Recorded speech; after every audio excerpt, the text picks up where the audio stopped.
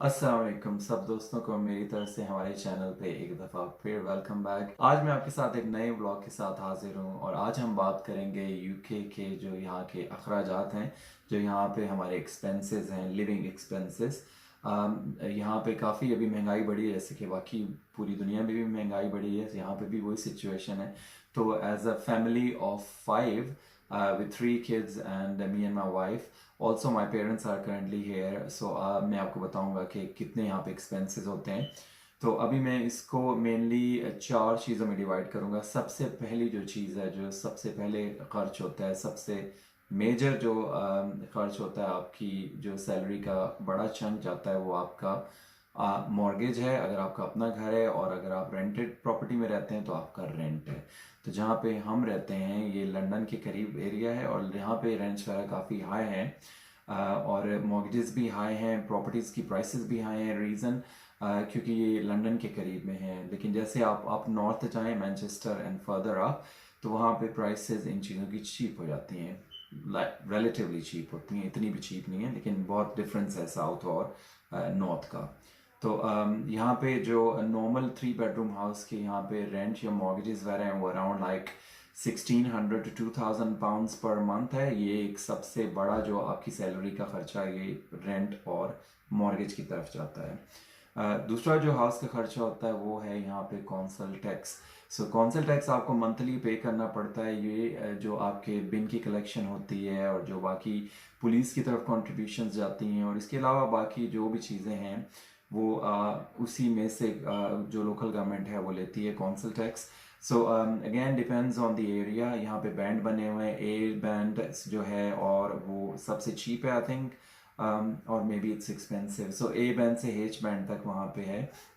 लेकिन जहाँ पे हम रहते हैं वहाँ पे हमें जो मंथली पे करना पड़ता है council tax, that is 207 pounds. So 3 bedroom house का हमें यहाँ पे 207 पाउंड पर मंथ पे करना पड़ता है। इसके अलावा आपकी होम की इंश्योरेंस होती है। अगर आप रेंट प्रॉपर्टी में रहते हैं तो आपकी रेंटर्स इंश्योरेंस भी होती है। सो रफली अराउंड मंथली उसकी payment around 20 pound on an average.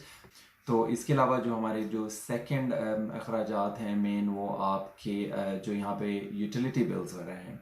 तो यूटिलिटी बिल्स यहाँ पे मेनली जो हैं वो वाटर है, गैस, इलेक्ट्रिक है। ये जो हैं ये मेन है। नॉर्मली वाटर बिल कुछ जगहों पे प्रॉपर्टीज़ जो पुरानी है वहाँ पे मीटर्स नहीं लगे हुए, उनके फिक्स्ड होते हैं। और जो कदरे नई प्रॉपर्टीज़ हैं वहाँ पे उन्होंने मीटर लगाए हुए हैं, और उसके जो on an average monthly water bill आता है वो around like 50 pound to 60 pound. So I pay around 55 pound a month. इसके अलावा जो गैस एंड इलेक्ट्रिक है, जो रिसेंट सिचुएशन यूक्रेन में हुई थी उसके बाद गैस की और एनर्जी की प्राइसेस ओवरऑल बहुत बढ़ गई थी। गैस की प्राइसेस तो लिटरली स्काई रॉकेटेड। यहाँ पे यूजुअली जो आप गैस और इलेक्ट्रिक एक ही प्रोवाइडर के साथ जाते हैं। हम इस वक्त ऑक्टोपस एनर्जी के पास हैं, जो कि काफ़ी मैंने रिसर्च करके और कंपैरिजन बाकी के साथ करके इसको सेलेक्ट किया था। सो जो रफली हमारा गैस एंड इलेक्ट्रिक का बिल जो मेरा डायरेक्ट डेबिट जाता है every month, that is 142 pound at the moment. तो क्योंकि गैस की कंजम्पशन आगे सर्दियों में और ज़्यादा बढ़ जाएगी। यहाँ पे जो हमारी सेंट्रल हीटिंग वगैरह होती है वो सब गैस पे होती है। तो इसलिए आगे सर्दियों में तो इजीली जो हमारा ये गैस और इलेक्ट्रिक का बिल 200 पाउंड पर मंथ जाएगा। बट क्योंकि ज़रूरी होता है छोटे बच्चों के साथ सर्दियों में gas heating, central heating use करना बहुत इंपॉर्टेंट होता है, क्योंकि ठंड यहाँ पे बहुत होती है। तो that's around 142 pound at the moment. So on an average इतना होता है ये। बाकी जो इसके अलावा खर्चे होते हैं आपके ब्रॉडबैंड का, जो आपका वाईफाई का है, और इसके साथ टीवी टेलीविज़न का भी। I am with sky right now, और स्काई जो है वो वर्जिन मीडिया से कुछ चीपर है यहाँ पे। तो I personally experience that, so I found them slightly cheaper.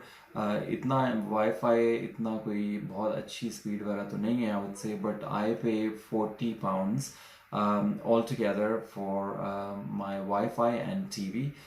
तो ये इसका 40 पाउंड जाता है। लेकिन इसके अलावा जो एक और इम्पोर्टेंट है वो है टेलीविज़न का जो लाइसेंस होता है। यहाँ पे TV licence I pay every 3 months, so it's around 39 pounds I pay. So आप कह सकते हैं 13 pounds per month on an average आपको टीवी लाइसेंस का पे करना पड़ता है यहाँ पे। इसके अलावा आपके मोबाइल बिल्स होते हैं। मैं इस वक्त सिम ओनली कॉन्ट्रैक्ट पे हूँ और मेरा जो है ओनली आई थिंक आई पे ओनली 10 पाउंड्स पर मंथ। मेरा जो सिम ओनली कॉन्ट्रैक्ट का मुझे मंथली पे करना पड़ता है। इसके अलावा मेरी वाइफ का कॉन्ट्रैक्ट भी मैंने लिया हुआ है जो कि ओनली अगेन सिम ओनली है और 6 पाउंड मुझे उसका पे करना पड़ता है। तो ये भी साथ एक इम्पॉर्टेंट स्पेंड है। इसके अलावा जो है बाकी आपकी जो ग्रॉसरीज वगैरह होती हैं, ऑब्वियसली बच्चों को खिलाना पिलाना भी होता है। फैमिली माशाल्लाह बड़ी फैमिली हमारी, तो उसका भी हमारा मंथली जो ऑलमोस्ट तकरीबन मिनिमम उसका स्पेंड होगा around 100 pound I would say. So sorry I meant weekly उसका 100 पाउंड है ऑलमोस्ट। सो समटाइम थोड़ा हाई भी हो जाता है अगर कोई मेहमान वगैरह आए, लेकिन you can say on an average for a month 500 pound हमें तकरीबन ग्रॉसरीज़ का, जो घर के खाने पीने की चीज़ें इंक्लूडिंग मीट और वेजिटेबल्स एंड बाकी जो ज़रूरी चीज़ें हैं, तो तकरीबन 500 पाउंड महीने का उसका भी लग जाता है। इसके अलावा गाड़ी का जो है यहाँ पे कार का जो ख़र्चा है वो भी काफ़ी हाई होता है यहाँ पे।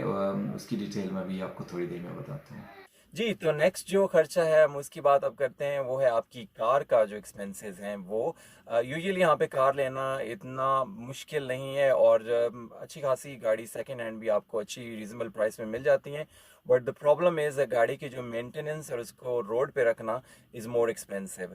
तो यहाँ पे हमें हर महीने गाड़ी का रोड टैक्स पे करना पड़ता है। जैसे कि मेरी गाड़ी है, मुझे इसका रोड टैक्स आई पे 25 पाउंड्स पर मंथ। मेरे बैंक से डायरेक्ट डेबिट चला जाता है, तो मुझे हर महीने वो 25 पाउंड रोड टैक्स पे करना पड़ता है गाड़ी को रोड पे लाने का। दूसरा है गाड़ी की इंश्योरेंस। इसमें आपको चॉइसेस हैं। Again you can pay it for full 12 months. आप 1 साल का इकट्ठा पे कर सकते हैं या आप मंथली भी पे कर सकते हैं। मैं इसमें प्रेफर करता हूँ कि इकट्ठी एक दफ़ा साल की पेमेंट कर दी, ताकि मुझे बाद में कोई टेंशन ना रहे कि हर महीने के डायरेक्ट डेबिट पहले इतने ज़्यादा हैं। तो आई जस्ट पे इट ऑल टुगेदर। नॉर्मली मेरी जो इंश्योरेंस गाड़ी की जाती है वो जुलाई के एंड पे जाती है, and I paid last time around 550 pounds. तो आप हिसाब लगा लें, 12 महीने की ब्रेक डाउन कर लें। तो लेकिन ये जो है इंश्योरेंस की प्राइसेस ऊपर नीचे होती रहती हैं हर साल। आप अब सेम प्रोवाइडर भी नेक्स्ट ईयर में भी जब आपको कोड दे तो वो प्राइस शायद बढ़ा दे, मे भी थोड़ी कम कर दे, लेकिन आप नेगोशिएट कर सकते हैं उनको ये प्राइसेस। और अगर आपको आपका जो करंट प्रोवाइडर इंश्योरेंस का वो चीपर नहीं ऑफर कर रहा, then you can always switch to another provider और आप अपनी प्राइस अपने बजट के मुताबिक थोड़ा उसको you can go with that. तीसरा जो खर्चा है गाड़ी का वो है गाड़ी का जो हेल्थ चेकअप होता है। ये एनुअली होता है, इसको एमओटी बोलते हैं यहाँ पे। सो गाड़ी की एमओटी मेरी यूजुअली दिसंबर में आती है, क्रिसमस से पहले। सो उसका तकरीबन 40 पाउंड टू 50 पाउंड यू पे for the checkup for the MOT. लेकिन अगर खुदा न खास्ता कोई काम निकल आए, गाड़ी का कोई मेजर इश्यू निकल आए, तो देन ऑब्वियसली ये एक और बहुत बड़ा खर्चा होता है। देन यू हैव टू पे you know more money. So suppose अगर उसके टायर्स का कोई मसला है या उसके इंजन में कोई फॉल्ट है, तो गाड़ी का काम निकल आए, तो यहाँ काफ़ी एक्सपेंसिव होते हैं जो मैकेनिक्स हैं।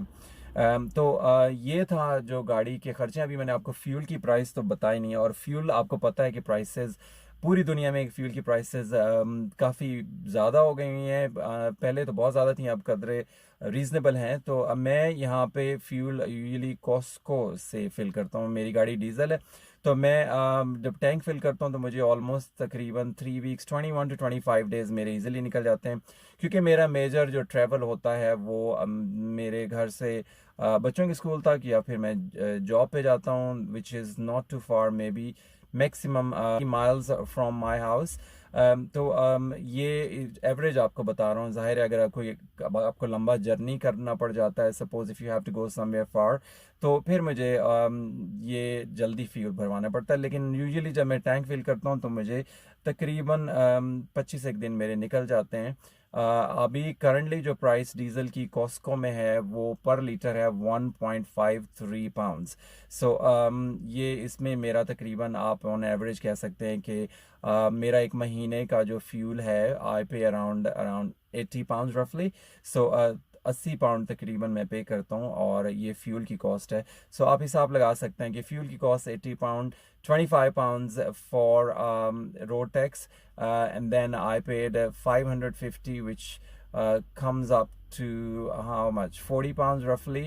नहीं, कितना हिसाब किताब मेरा बिल्कुल ख़राब हो गया। I think around yeah, roughly around 40 to 45 pounds I pay my car insurance, and MOT का आपको बता दिया। तो ये चीज़ें भी आप ध्यान में रखें if you are planning to move with your family here in the UK।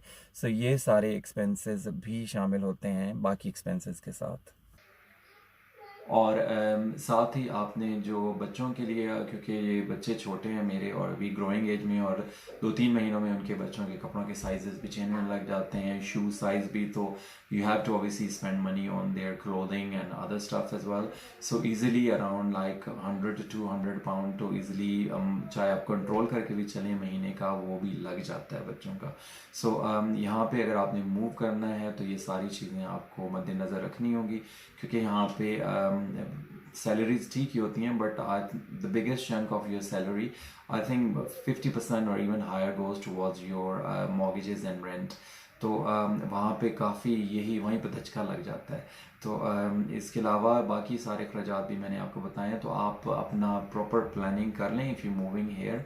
और अपना आपको मैंने कहा कि थोड़ा आइडिया दे देता हूँ, but you have to remember all this prices I am telling you is for the area where I live. So depending on the area थोड़ा बहुत फ्लक्चुएट होती हैं प्राइसेस, लेकिन क्योंकि हम लंदन के करीब रहते हैं तो यहाँ पे हर चीज़ थोड़ी एक्सपेंसिव होती है, बीट हाउसेस और इवन ग्रोसरीज और बाकी चीज़ें भी जो हैं यहाँ पे महंगी होती हैं। लेकिन अगर आप अप नॉर्थ या स्कॉटलैंड की तरफ जाएं तो वो कदरे चीपर होती हैं।